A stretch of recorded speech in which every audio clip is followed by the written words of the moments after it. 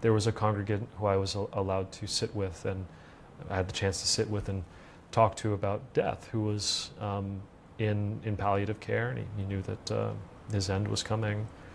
And I had a moment before I went to visit him where I was actually sitting in this chair and thinking about it, and I was like, what would I want to talk about if I knew that I was going to die in the next few weeks?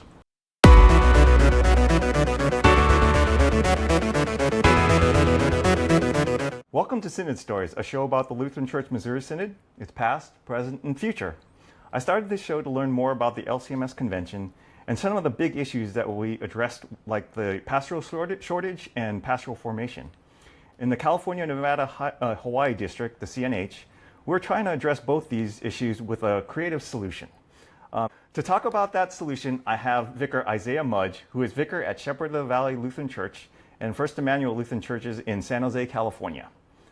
He's a seminarian at Concordia Seminary in St. Louis. Vicar Mudge, thank you for sitting down with me. Thank you so much. Appreciate it.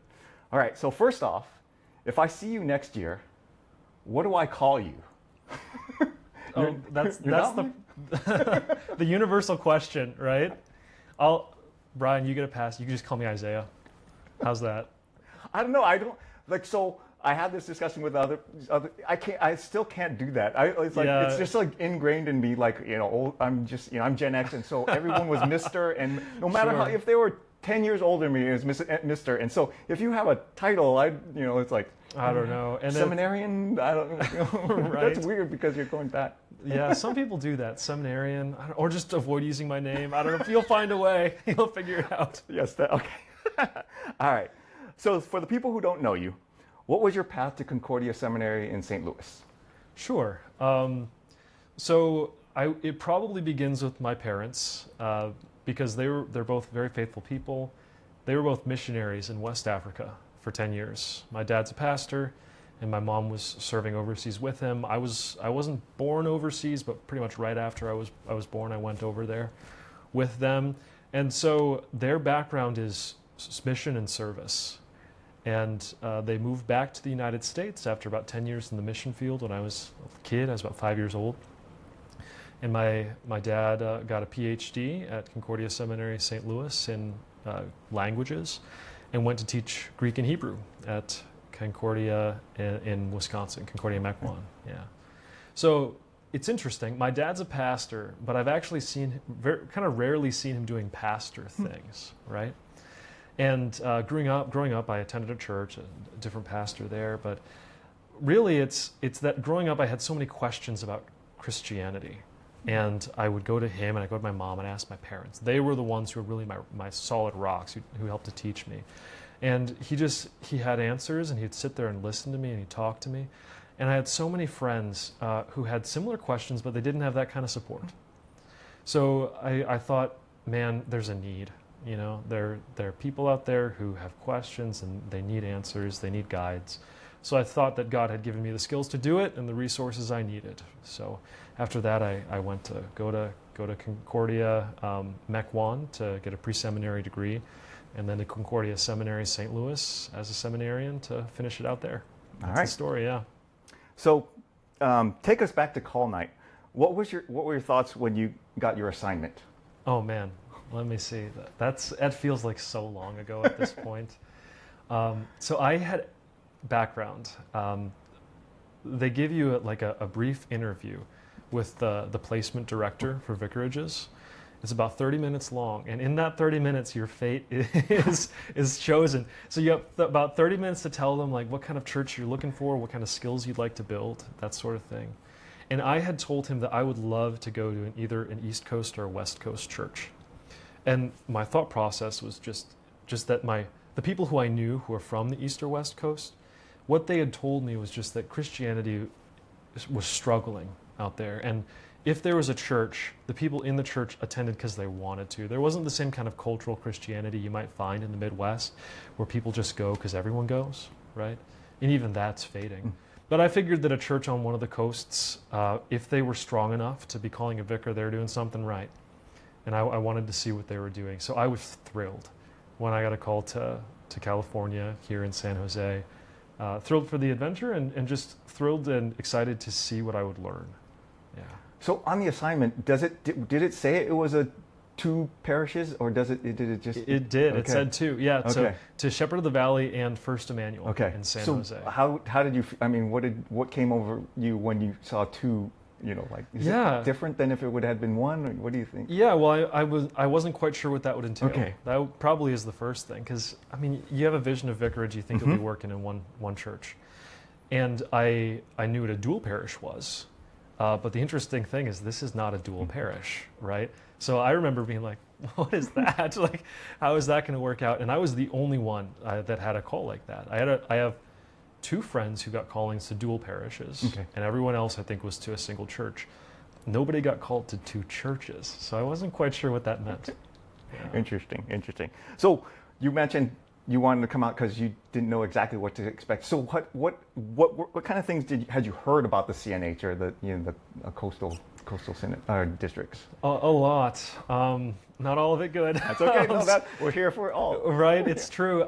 Let's see. There are a couple core memories. I had a couple people who just told me that I'd love it out here, and that was encouraging. And that part of it was just that I'd love being in California and experiencing new things. I've always liked doing that. I mean, I remember looking at the call documents, and there's a little section where it basically tells you how large of a area you're being called to. You can circle different things. It's like urban, suburban, and then this one was metropolis. And I was like, wow, that'll be cool. Biggest city I've ever been in. I mean, I thought St. Louis is a big city. Whew, nope. No, so moving out here, that was amazing. But so a lot of people just encouraged me, thinking that I'd learn a lot and do well. There were some people, interestingly, who their first reaction was to say something negative about California or about the West Coast, where I'd say that my call was to California, and they'd say something about it being weird out here. And that stuck with me as well, just because it's like, well, these are brothers and sisters in Christ. Like, why is that your first reaction? Why is that the first thing you say? So there was a mixed reaction, mixed feelings related to that. So what have you found about the truth of the matter? Truth of the matter? What is it? Versus that expectation or like what you thought might be. How is it? Yeah. How is it compared to what you've actually experienced? So there is a huge range of kind of churches that you'll find, kind of Lutheran churches that you'll find out here, different practices. Frankly, you'll find the same range in the Midwest.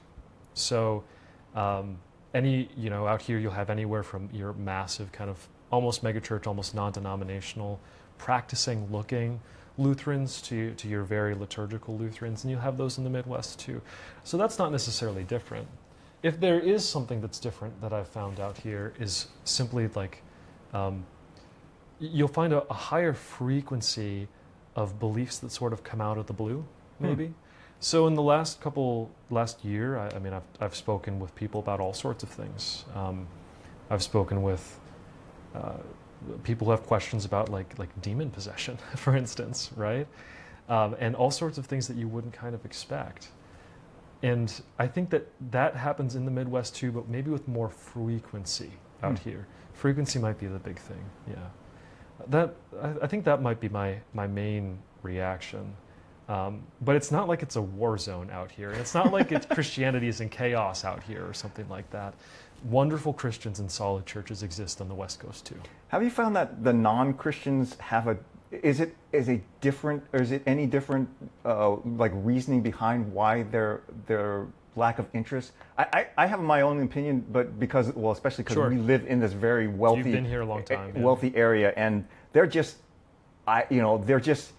no need for it. It's like all their wealth, all their material needs are met, and unless they have a health scare, they just see no reason for a higher being at all in their life. And a lot of the time they're just fine. Oh, you do you, and that kind of thing. But it's like, personally, it's hard to pierce their veil to get them to see anything, because they're fine and they're doing great as far as they can tell. Mm-hmm. I think that's pretty good. That in the people who I've spoken with who aren't Christian, usually there's just kind of an apathy. Like, I'm just not interested in talking about it. That's kind of the feeling. Most of the people I've interacted with have been college students on college campuses. A lot of those have been, if I've been interacting with non-Christians, it's been them. And it's interesting because most of them aren't very wealthy. They're college students, right? So they don't necessarily have their worldly needs met, but they're focusing on other things, and they're just not sure why it would be important for them to think or care too much about this. So that's definitely the case. Now, again, that's also the case in the Midwest, right? So Midwest or the other parts of the United States that I've been in for any extended period, that's an issue there too. People just aren't sure why it matters, or they don't see why they should focus on it instead of something else. But I would say the proportion out here is bigger. So that's definitely true, you know? So if you're walking around on the streets of St. Louis and you talk to 50 people, right? Maybe 10 of them are Christians. And if you talk to people out here, maybe it's 2, right? And I don't know, I'm not saying that is the proportion. I'm just saying that there's going to be more happening out here.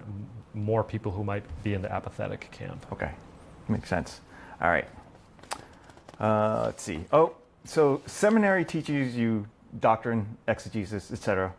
So what did you learn this year about the actual duties of a pastor that the classroom didn't teach you or couldn't teach you? Oh, that's a huge question. Man, how much time do we have? You're going to have to stop me, right? No. A lot. Let me see here. The first thing is you get a little bit slapped in the face and you realize that what was on paper in seminary happens with people in the real world. That is a big difference. Now, there's practical practice that you do in seminary too. We get assigned to fieldwork congregations, so we interact with real people. We do real teaching. That's important because that's ministry. That's pastoral care. But out here as a vicar, you do it at a slightly higher degree. When you are at any church as a vicar, you do it at a slightly higher degree. So I've talked to people about some pretty intense things. I've talked to people about death, right? And their expectations about pretty deep suffering. So those are experiences that show you just how important the care for the people is. But then what you have to do is you have to say, okay, how do the scriptures speak into this? How does Christ speak into this, right? And how do you share that with a person who's struggling or grieving in a way that's helpful? And sometimes you don't know, and you just listen and you just do your best. But that's something you practice and you do, and you can only do that with actual people as you do your best to care for them in moments of need. So you get opportunities to do that. And that's actually one of the amazing things that I'm thankful for, is in order to learn that, people have to let you in. A congregation has to accept you.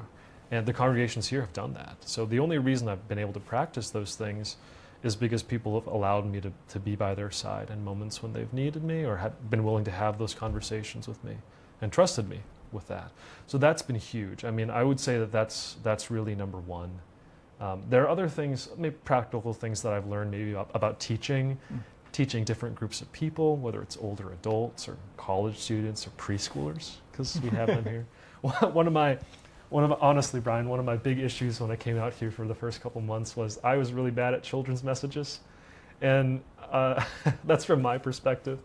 But it's like, I just wasn't quite sure, you know, when you got a bunch of kids up in front of you and a bunch of them are like 2-3 years old, they can't answer questions. How do you keep them interested? How do you tell a story, right? And you got to take that seminary education that works pretty well with like an adult audience, and that doesn't work with a 5-year-old, right? So you learn how to tell a story and draw a kid in and help them to hear Jesus too, with pictures and images and things that they can connect with. So that too has been hugely developmental. And I'd say there might be other stuff with preaching, sermon writing, all sorts of things. I'll leave those as kind of the main things. I will, not specifics, but there's been Bible studies where people have been very impressed with how you have handled slight conflicts within the Bible studies, you know, like people disagreeing in certain areas, and the way that you handled and worked through keeping us on track and bringing the levels down and things like that.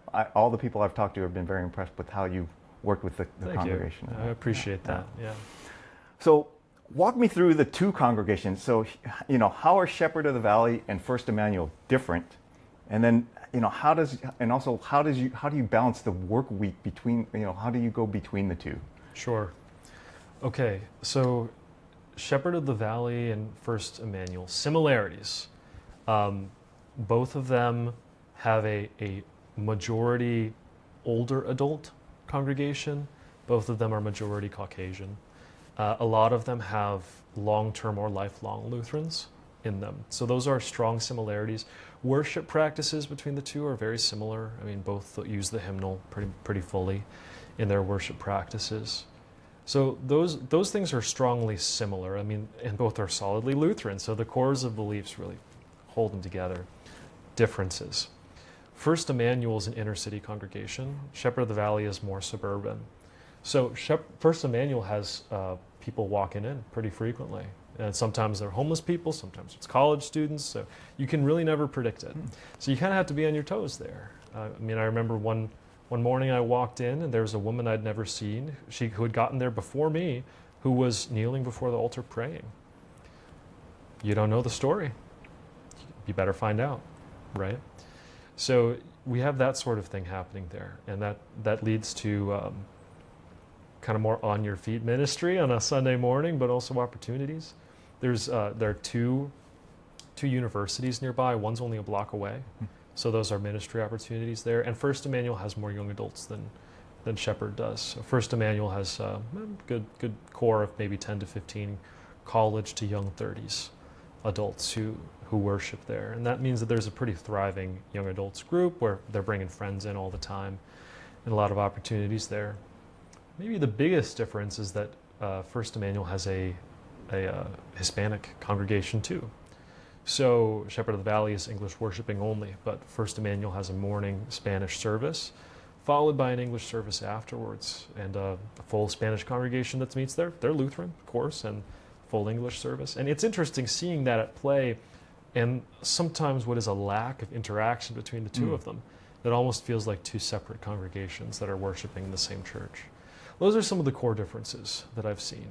Balancing work between them, this is really just an interesting part of this call, is that Shepherd of the Valley has an active pastor in its pulpit.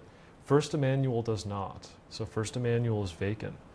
And what I'm doing over there at First Emmanuel is covering a lot of the things that a pastor often would. So their young adults group, for instance, is something that I almost exclusively cover. Pastor Weller is the pastor at Shepherd of the Valley, and he has oversight, right? But so he makes sure that I'm on the straight and narrow. I guarantee it. But when it comes to weekly guidance and care for that group, it is pretty much exclusively me. It's mostly me, which is great experience oftentimes. But it also means that it's a little bit more responsibility sometimes than a lot of vicars will have.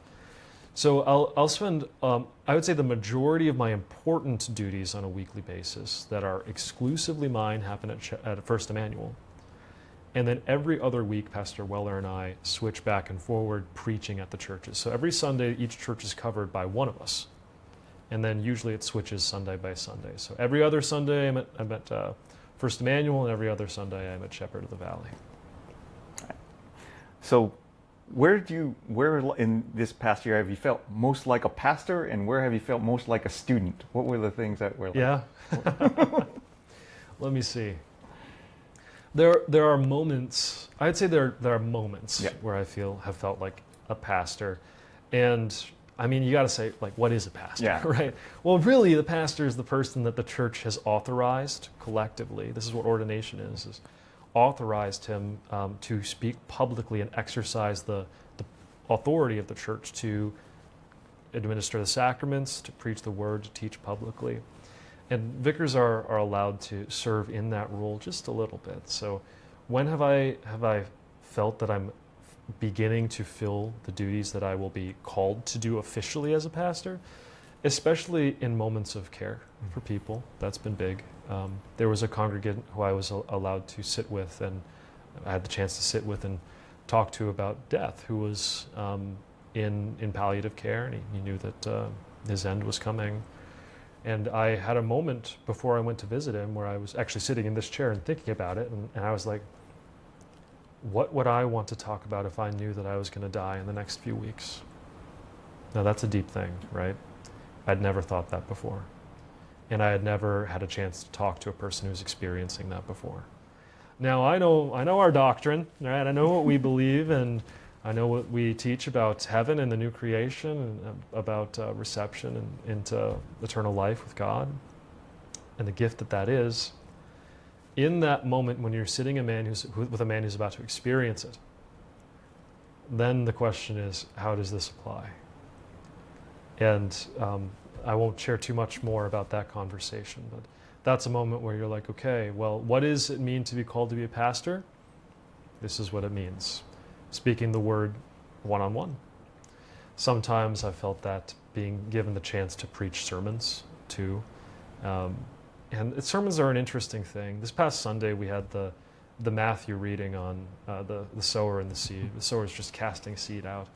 That's really what preaching's like. You spend your time, you write a faithful sermon based on the word.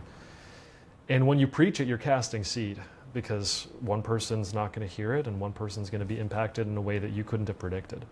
But sometimes, every once in a while, afterwards, they'll tell you about it. And you'll get a chance just one or two times throughout your vicarage to see, oh, this person was impacted in a way that I didn't even realize. And you're like, okay, well, what does it mean to be a pastor? It's to speak the word publicly, right? So those are amazing opportunities. And when have I felt most like a student? All the rest of the time. Thankfully, I have a supervisor who I'm able to run things by. And cannot tell you how many times I stop by his office to say, hey, so-and-so said so-and-so. How do you think I should respond? How would you handle this situation? And that was needed. So given a chance, vicarage is a chance to mess up with low consequences. And there's an expectation that I'm going to make mistakes. Right? Nobody expects that I'm going to do this perfectly. And a healthy congregation that's calling a vicar is receiving them knowing that that's what's going to happen. Now, the two churches here have done a great job of having the right expectations and just giving space to me when maybe a Bible study is a little boring, right? Or maybe a sermon sounds a little bit more like a lecture, and letting me start to learn and figure those things out. So you meant, I just thought of this, both of those moments of pastoral care, the sermon and as well as the conversation you had. Yeah. Like knowing the people of the congregation, that you couldn't do it without it. But how hard has it been? Like, you haven't been here their whole lives, and how hard is it to get into the lives of the congregations and still be able to preach something that will, connect with the people? How hard has that been? Yeah. I would say one of the greatest challenges at this specific vicarage call, because of the two church call, is that I actually only have half time with each congregation. So especially early on, it was really a struggle to try to even just learn names and personalities, because I'd only see you twice a month, right? And if, say, somebody misses a week when I'm there, then it's almost a month between times that I see them. So it took a longer time, probably because of that, to start to get to know everybody, really. So that's a struggle of the call. At the same time, another pastor told me this once, but people have a relationship with the office. And they build a relationship with you, but they also have a relationship with the office. And sometimes that's positive and sometimes that's negative. But in the church, it's usually positive. So even if they don't know me personally, deeply, and even though I don't know them personally, deeply, what they know is they know the duties and the expectations they can have of a person who's in a pastoral role, even if that's a vicar and they're training for it. So I do think that opened doors where people were willing to open up to me or to share things with me that maybe they might not have been otherwise willing to do if I'd just been a member of the congregation or something like that, because there's trust in the office, which is one of the reasons God gives it to us, is you need to have that public, visible guide, like a shepherd. That's kind of what it is in a congregation. And at the same time, I'm sure there are many instances where people chose not to, where maybe there was a chance they could have, or something they were thinking and they chose not to say, that they saved for the full shepherd of this congregation, Pastor Weller. All right. So what duties and responsibilities did you feel least prepared for going in? And how did your supervisor help you through those things? Oh, great question. Let me see. This came as a blindside. So I've preached a lot in this call. I've preached about 50 times by the time I leave. And I totally ran out of creative ideas about 8 sermons in. So when you're, at least for me, when I was going through seminary, I just picked up like stories or ideas for like things that really helped ideas click for me. And I do that in general when it comes to teaching or anything. If there's an idea or a picture that makes it click for me, I file that away and I save that for when someone else needs it. And so I whipped that out a lot, and I felt like my first couple sermons, I was like, man, I'm really good at this. I'm doing great. And then I ran out of them. And then I started needing to realize that when you're preaching every week, it is very, very difficult to consistently produce sermons that are memorable and that really, really like hit something home. And I talked to Pastor Weller about it, and he said it doesn't have to be memorable every time. And if I could ask you, how many sermons in your lifetime do you think you could actually recall? A handful? A handful, yeah. Me too, right? I can only recall a handful of my own sermons, right? So what sermons do, sometimes, every once in a while, there's one sermon that will really, really hit you and really help to open your eyes to something. But really what it does is they just fill in little pieces, and a lot of it you're not even sure is going on. And you probably have like images in your head or ways of understanding things that you've heard from past sermons, and you could not tell me when you heard it or why or who told it to you, but it's in there. Mm-hmm. And most preaching settles into that category, where what should your sermon be? It should be faithful. It should preach the text. But what it's going to do is slowly over time that's going to seep into people. And it's just not possible that every sermon will really be a knockout. And so I actually started thinking about that. Well, okay, what are the trends in my preaching? Am I consistently talking about the same thing week after week? And I noticed that I was. Are my sermons frequently kind of heavy, right? And I started thinking, all right, long term, maybe it would be good to, maybe it's okay if sermons if they're faithful and they're true and they teach something that's good and that's based on the text of the congregation, it's okay if it's not really a home run every time. And that was just a different way of thinking about it, because I'd only preached a handful of times before I came out here. So that gives you kind of a more helpful or solid understanding of what your preaching is supposed to do. And then you feel it out, and you're like, if you've had a couple pretty emotional sermons, you back off. In the next couple of weeks, you don't need to do that. To try to pay attention to my own trends and make sure that I'm not just settling into what Vicar Mudge is interested in talking about and regulate myself to the readings and make it about God's Word and not about me and not about it being something impressive that I'm doing, but simply giving it up to Him. And what I've found is that more often than not, those are actually a lot more impactful than I thought. And oftentimes, that makes sure that I reach people who I'm not naturally good at reaching, right? So if my sermons might naturally reach a certain kind of person, if I do that too strongly, then some people might get forgotten. So God works through that, and that's a beautiful thing. So preaching is like a huge highlight that this vicarage offers. It lets you do it way more, and there are challenges that come along with that. But Pastor Weller's been doing it for over 30 years, so he's a good mentor. So I'd say that's the big thing. That's the number one thing that he really helped me with. Awesome. So I don't know how much experience you've had with like previous circuit level kind of things, but did you learn anything about pastors and other congregations in this area and how they relate to each other and anything from that kind of thing? Yeah, a lot. I was able to be part of all of the circuit meetings that happened, pretty much all of them in this little circuit here in San Jose. And I was able to go to the district convention too. So I think I was able to see a lot of the relationships that form between congregations.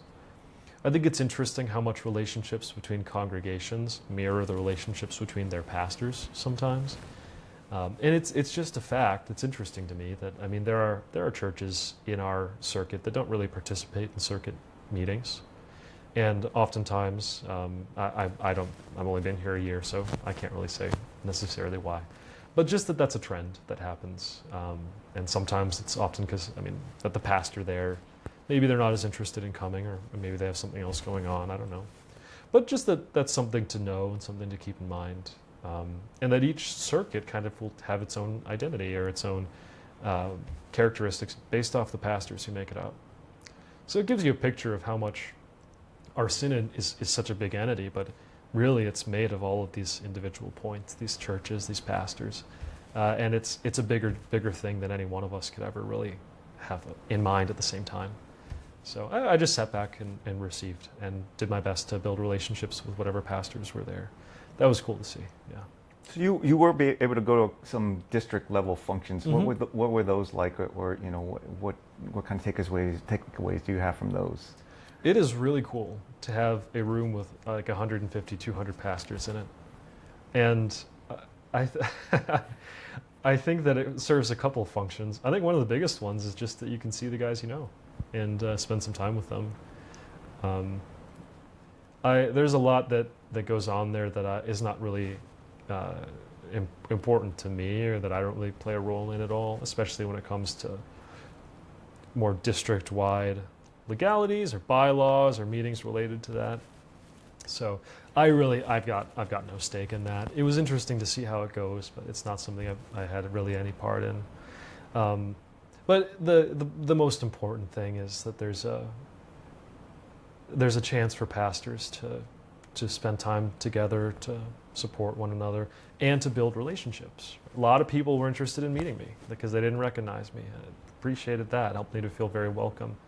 And you don't think about it, but ministry, to some extent, does have to do with the relationships and networking that we build in between churches. So what I saw is just that there's a lot of opportunity there for churches to work together that I sure hope they take, because it's time in our world, in the United States right now, for churches to help each other in any way that they can. We can't have an island mentality. We have to if one church is doing well, there are ways that we can help the churches around us. And we are one church in Christ. Real dangerous to start thinking of ourselves as one church in San Jose. Cool, makes sense. All right, so what were, let's see. What was the hardest lesson that you had to learn, and what got you through it? That might take a little bit of time to think about. Let's see. Hardest lesson that I had to learn.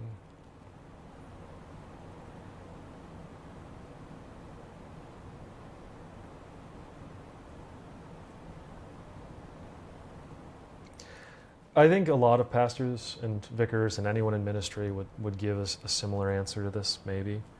But you have to kind of accept the mystery of things, where you only sometimes get a chance to interact with a person once. And sometimes you interact with a person and it goes great and they seem real receptive, and then you never hear from them again. Sometimes and I think a lot of people who I've met over the last year, especially people who've like come into the young adults group, or I've had a chance to talk to once, or even people I've met on the street, because there's been a fair bit of that. They don't realize the care, I think, that we have for them in the church, or especially as pastors and shepherds, that I am here because I want to care for and support God's people. And that teaching them about His love and showing them personally is the calling. It's how you do that. But you gotta accept the fact that people are gonna just disappear, and you're not gonna know how their story ends, unless you meet them in paradise and they get to tell you, right? But that's where you lean not on our own understanding, and we trust in God that who knows where they go after this, and who knows who they have a chance to talk to. And initially I kind of approached it of, okay, I have one touch, one chance, right, to try to encourage you, or like build a relationship with you, or get you to interact with me. And that stressed me out, where it's like, how can I do this? Pastor Weller, who has been my guide and my supervisor this entire time, really, and that and a couple conversations with friends and parents, I think, helped me to see like, no, actually, that's not my job. My job is to share the gospel in the chances that God puts in front of me. And He is the God of the gospel, and He is the God who is supporting and caring for His children wherever they might go. So I am just one voice. And after they interact with me, who knows where they go, but there are many other voices out there to speak to them. That gives you comfort. And frankly, it makes you a better speaker of the word, because it can come across like when you really care about trying to interact with a person and build a relationship with them, they feel like you're trying to sell them something, right? But when they see that it's like, hey, glad we got a chance to talk, God's blessings to you, I'd love to see you again, they realize that the pressure's off. And actually that helps people to realize that they can come back to you. So you mentioned that First Emmanuel has seen a good number of young people coming in. Yeah. So what has your experience been, and what's driving that? Experience with the young adults group? With the young adults group, yeah. What's been driving them to come? Yeah, so I think we're seeing this statistically across the board, that a lot of people, especially young men, are interested in returning to church. Okay, what's driving that? From the people I've talked to, they lack a deep sense of meaning and purpose. Some of that might be political, that a lot of men feel like they hear in the political spectrum a message that there is something wrong with them, or that they're evil, or that they lack something to provide.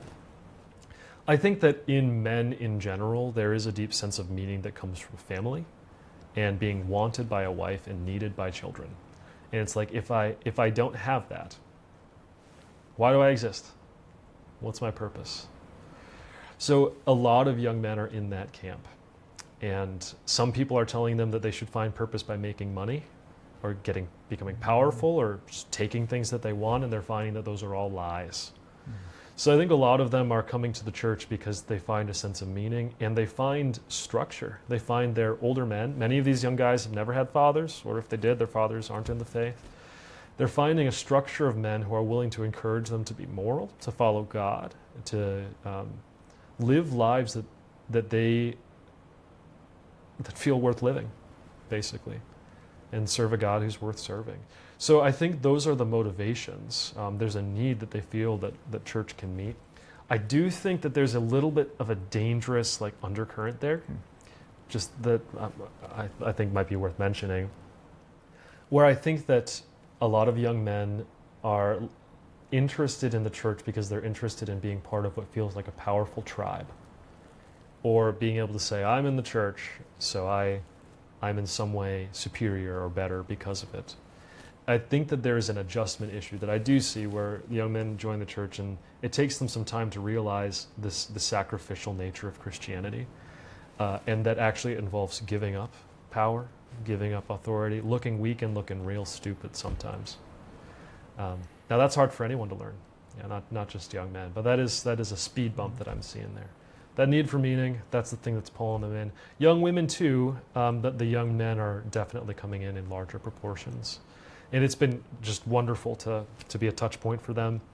I mean, the biggest people, the biggest evangelists in our congregation, or in that young adults group especially, are the young adults, because they bring in their friends. And I feel like I'm kind of there as like a teacher and a supporter, a shock troop maybe. Like they can, if they've got a question, they can come to me. Frequently we're there for 2 hours after Bible study talking about questions or whatever they're thinking.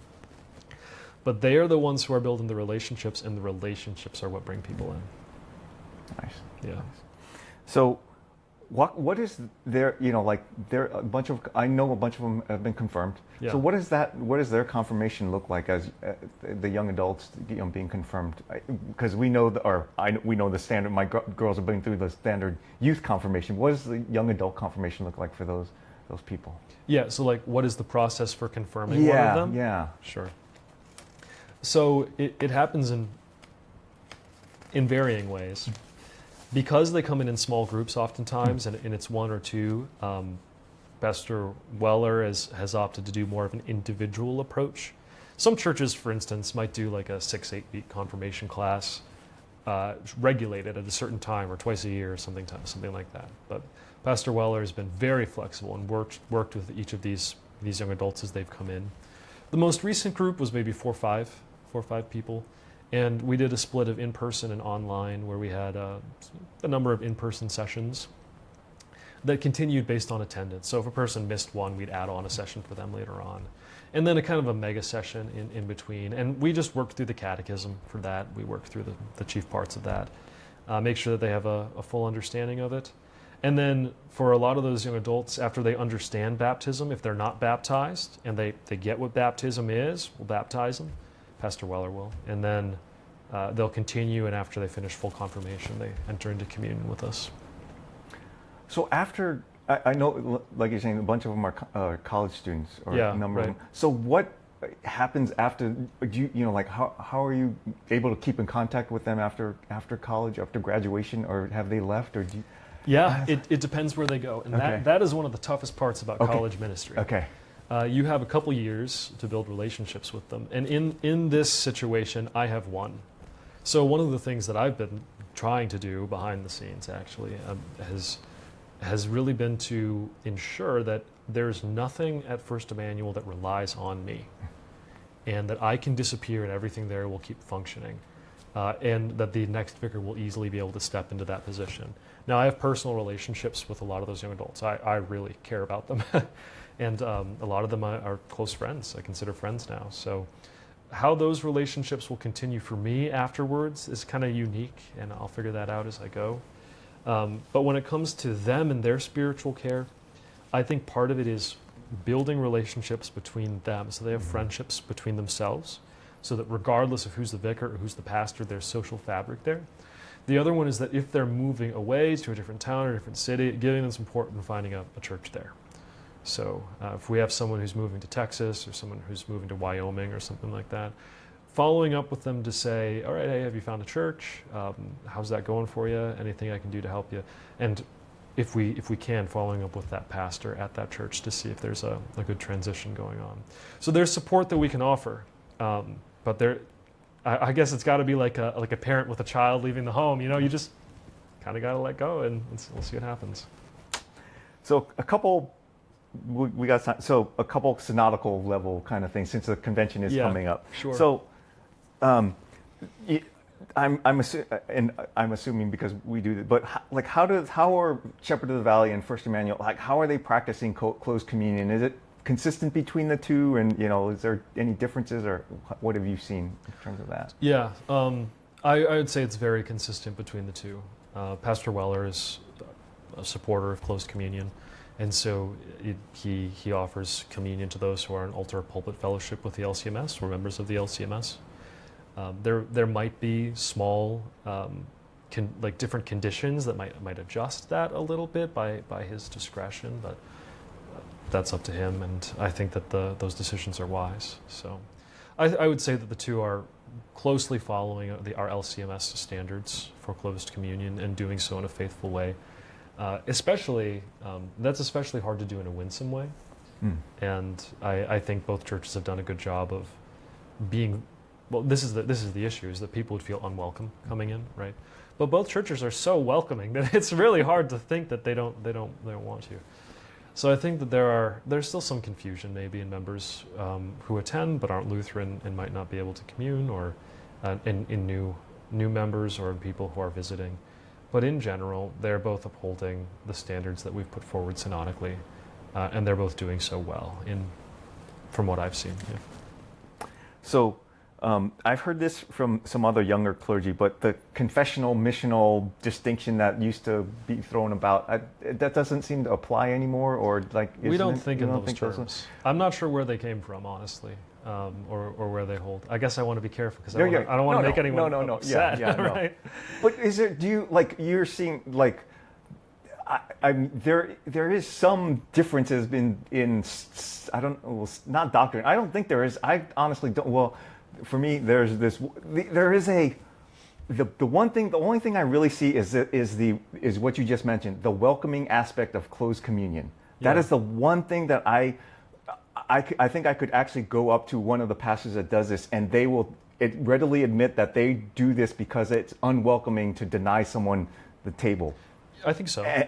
But then, and this is something I want to talk to them about in person. But it's like they feel that that's a practice, whereas I would feel that that's a doctrine. Yeah. Right? And okay, sure. And so, have you seen that? Has it come up, or Yeah. what is your thoughts on that? Kind of Yeah. thing? Without getting yourself in trouble. Sure. Well, yeah, you're. That's right. No, that's like asking a CIA agent if he's happy with the U.S. government, right? So, let's put it this way: to be missional is to be confessional, and to be confessional is to be missional. To be confessional is to preach the word and to speak the gospel in all of its articles in faithfulness to what we teach as Lutherans. Now, if you're living as a faithful Lutheran and faithful to the gospel in all its articles, you're going to enter mission because you have to preach it, right? Now, if you're being missional and you're preaching the gospel, but it's not a faithful gospel, you're not being missional, right? So you can't have one without having the other. They actually have to come together, and that tends to be how I think, and how most of my classmates and people who I know at both seminaries think. So there's a strong union, I think, in that mentality that's coming out. Now, oftentimes that question is it's kind of really what it's asking is, how different can our worship look like? It's like, how can we use guitars? Like how liturgical or how contemporary can it be? And then what are the practice differences between churches, and why would we choose to do one thing or another? And definitely one motivation for churches, I think, that tend to walk away from liturgical worship and that tend to embrace a more open communion mindset is that it reduces barriers to entry. So now that sounds missional, right? Where it's like, okay, well, that's opening mission of the church to preaching the gospel to people. I 100% can understand that motivation, especially when it feels like liturgical worship is a barrier to someone that's unnecessary, right?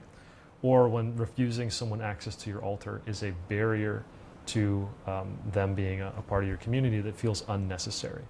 And they'll say it's a practice that we do as Lutherans that isn't necessarily required of Christians, maybe.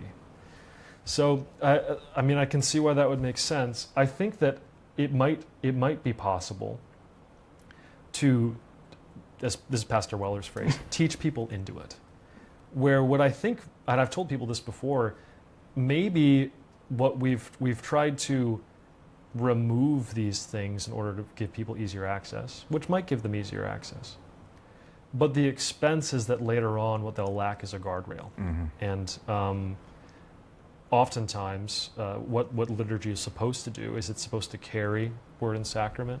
It's supposed to keep us locked into the fact that we're receiving God's grace extra nos from communion, baptism, the word. So what I think we can do is, instead of kind of like reducing these things to help people come in, we need to get better at catchphrases, better at very quickly explaining, hey, this is what's going on. And I guess I do wonder if one of the motivations is that it might be easier to change practice instead of to get better at teaching why we practice this thing. And I think that happens at a variety of levels. I mean, I think that there are pastors in our synod to whom it has not been convincingly explained why they should do liturgical worship or why we should engage in enclosed communion. And if it hasn't been convincingly explained to them, then it makes sense that why it would be hard for them to hold to it. So I definitely think that there's work to be done in that area of explaining these things, explaining them well, and being able to help somebody understand what the purposes of these things are, and teach them in a way that is accessible to people who haven't been lifelong Lutherans. Very good. So there's an ongoing debate about alternate routes. Sure. It's like how as a seminarian, and you've gone through how are you seeing that debate, or what is your perspective on it? Mm-hmm. I'm sure you're not, I'm sure you've met SMP guys because totally. And they're great guys, and love them. And so and so it's very fraternal, but it's like there's also there are, from a layperson's perspective, there's some odd ways that that program is being used versus what we expected it, we expected it to be used. Sure. My case being, or the thing that always comes to mind is, I would, on Facebook, occasionally I will see some lady say, "I love our 3 SMP vicars or SMP pastors." I'm like, that really was not. We were never sold. Yeah. It was supposed to be the congregation that would not likely survive without the SMP pastor, and that was how it was sold. But then I was doing research for this. There's the wording, the original wording of the resolution is that it's a gospel urgency, and then that thing covers a multitude of mischief. Right. So, but going back to the question, like, how have you thought through the SMP, and because like I said, I'm sure you met a great number of great guys that are going through that program. Yeah. I think you're right. As I understand it, the SMP program is supposed to be like an emergency support program, basically, and that or a pathway to ministry for a very specific context that another pastor might not fit well. So that guy needs like specific attention, and that's needed, right? So you have a rural church in the Midwest that's got 35 members, and there's a guy who is in his late 50s, early 60s, interested in entering ministry. It is helpful for them to have a route to ordination through that. Yeah. And I have deep sympathy, I think, for the guys who are doing it, because there are huge sacrifices that are necessary for anyone who's going to seminary. And knowing those guys personally, right, and knowing the sacrifices that they've had to made to get there, and their willingness and desire to faithfully serve. I am glad they're there. I will also say that is something that is a useful tool now that we have to be really careful not to misapply. Okay. And both seminaries have discretion of whether or not to accept or reject somebody for an SMP purpose. I think it's wise to let them have that discretion, because that's the point, is that they're going to be doing their best to ensure that an SMP program is not being used wrongly. And what it's not meant to do is it's not meant to ensure that a congregation that has 5,000 members and 4 pastors is able to get 4 more pastors. That's not necessarily the purpose of it. And it's okay, because that's not the purpose of it. I think it's okay for them to discern that themselves. And these are the guys who are teaching our pastors, right? I think it's faithful for us to trust their judgment and give some authority up to them. We're not good at that, especially in American Christianity. Americans don't like authority of any kind, right? And we're kind of used to being able to snub it. But Paul is clear that authority in general is something we're meant to follow. It's not faithful to try to push it off. So I'll leave that there, and there are applications there too with some of the conversations about residential education, where it's like, if the discernment of our leadership is residential education is good, then it's probably good to follow them. And I'll say that personally, that I would not be as prepared for ministry, and I don't know if I would be really prepared for ministry if I had not had residential training. So I don't know if you have followed the convention stuff at all. Do you know of anything that, like, as a vicar, like, would particularly stand out as being important to a vicar or a seminarian? Are there anything? Nothing that one. I mean, the one we just talked about with seminary education, yes, does, because we're the ones who are actively in residence right now. So if you want to know how it's working out, look at us, right? And or if you want to, if you can ask those who've gone through it residential, like, do you think that you'd be prepared for it if you hadn't had those experiences? So I mean, that is probably the biggest one, and any one of them will tell you that the seminary experience and seminary training partially has to do with doctrinal training from your professors, but it also has to do with human formation from the other students, and that's critical. That helps to raise you as a pastor too. That would be the biggest one. So, kind of closing things up, do you have any advice for vicars in general? Wow, okay. Let me see.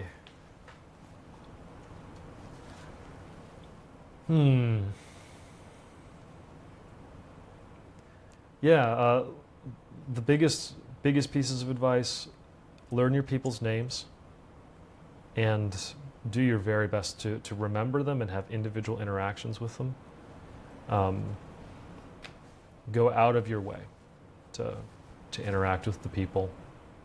And then do everything your supervisor says unless he's telling you to break God's laws. And then finally, when it comes to teaching, the number one thing we need to learn how to do is to simply and clearly communicate what we believe. Lutherans are known for having jargon and lots of big complex words. And oftentimes I wonder how many of us actually know what justification means. And if we're able to communicate those things clearly, we'll be able to help people understand them.